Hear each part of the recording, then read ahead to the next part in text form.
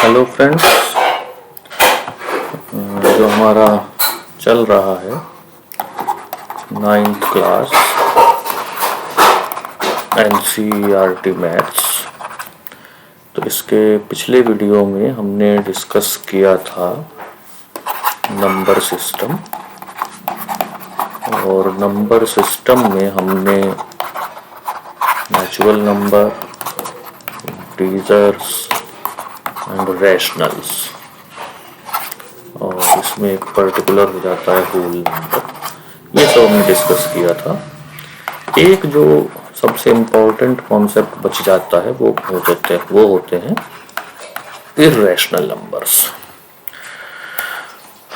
एक बहुत सिंपल सी डेफिनेशन है कि अगर एक नंबर P/Q की शेप में नहीं लिखा जा सकता है then B is a irrational number. यानी अगर कोई नंबर रैशनल नहीं है, P/Q की शेप में नहीं लिखा जा सकता, तो उसे हम कहेंगे इर्रेशनल नंबर।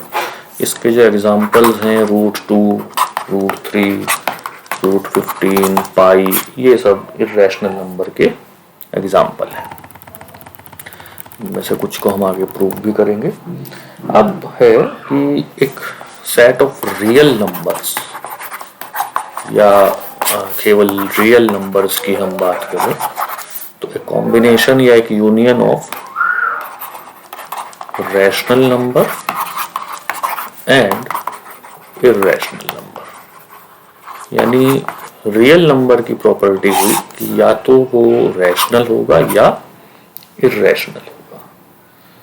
तो अब तक हमने फिर ये एक सीक्वेंस बना लेते हैं। सबसे पहले नेचुरल नंबर, फिर होल नंबर, फिर इंटीजर्स, फिर रैशनल, फिर इर्रेशनल, और ये सब मिलके रियल नंबर। यानी रियल नंबर जो है वो इन सब में बड़ा है।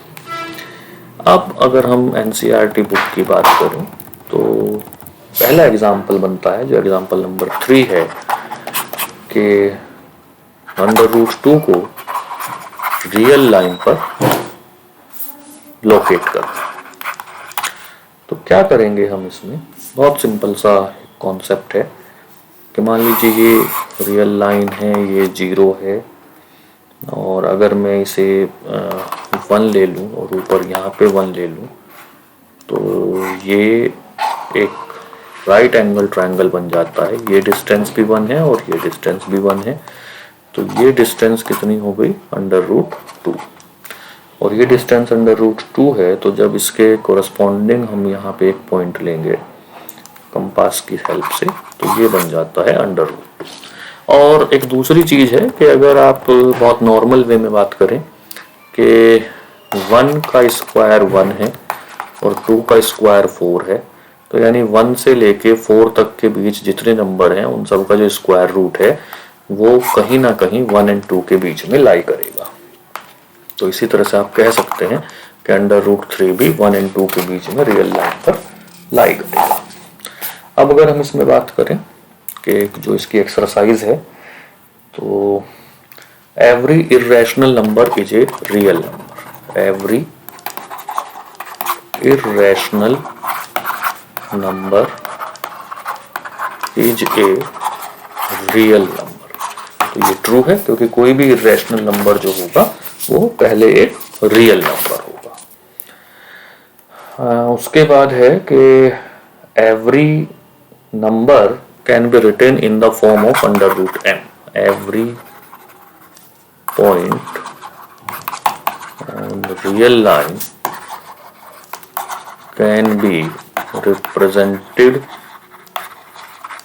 by √m। ये फॉल्स है। ये फॉल्स क्यों है? क्योंकि आप इसे ऐसे समझिए कि कोई भी निगेटिव नंबर जो होगा उसका स्क्वायर रूट एग्जिस्ट नहीं करता, -m रियल लाइन पर नहीं एग्जिस्ट करता। तो किसी भी नंबर को हम रियल लाइन पर √ की शेप में शो नहीं कर सकते। Every real number is an irrational number, ये ऑब्वियसली फॉल्स है। Every real number is irrational number ये भी फॉल्स है। क्यों?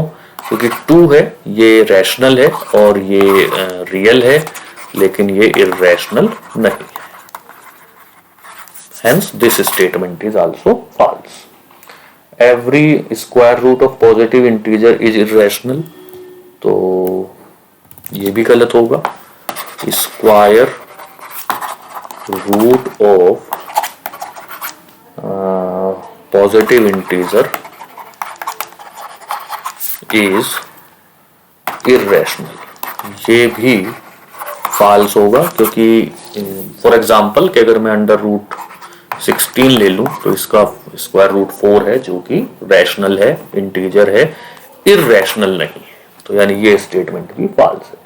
एक्सरसाइज में भी एक क्वेश्चन दिया गया कि अंडर रूट 5 को रियल लाइन पर रिप्रेजेंट करो। तो जो हमने अभी आपको एग्जांपल दिया था, उसी एग्जांपल की हेल्प से हम दे सकते हैं, जो ऊपर भी दिया था कि 2 का स्क्वायर 4 है, 3 का स्क्वायर 9 है।